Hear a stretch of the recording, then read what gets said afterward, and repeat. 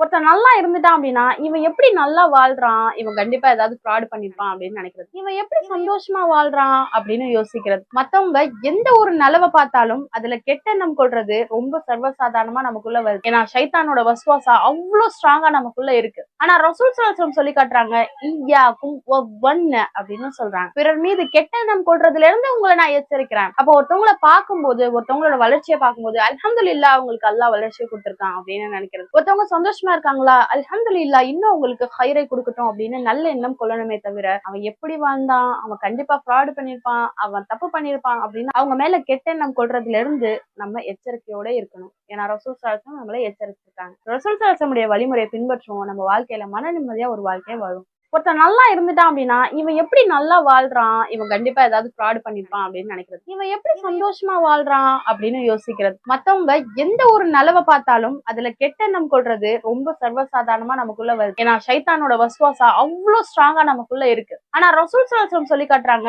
ஈயாக்கும் வவ்வன்ன அப்படின்னு சொல்றாங்க. பிறர் மீது கெட்டெண்ணம் கொள்றதுல இருந்து உங்களை நான் எச்சரிக்கிறேன். அப்போ ஒருத்தவங்களை பார்க்கும்போது, ஒருத்தவங்களோட வளர்ச்சியை பார்க்கும்போது அல்ஹம்துலில்லாஹ் அவங்களுக்கு அல்லாஹ் வளர்ச்சியை கொடுத்திருக்கான் அப்படின்னு நினைக்கிறது. ஒருத்தவங்க சந்தோஷமா இருக்காங்களா, அல்ஹம்துலில்லாஹ் இன்னும் உங்களுக்கு ஹைரை கொடுக்கட்டும் அப்படின்னு நல்ல எண்ணம் கொள்ளணுமே தவிர, அவன் எப்படி வாழ்ந்தான், அவன் கண்டிப்பா ஃப்ராட் பண்ணிருப்பான், அவன் தப்பு பண்ணிருப்பான் அப்படின்னு அவங்க மேல கெட்ட எண்ணம் கொள்றதுல இருந்து நம்ம எச்சரிக்கையோட இருக்கணும்.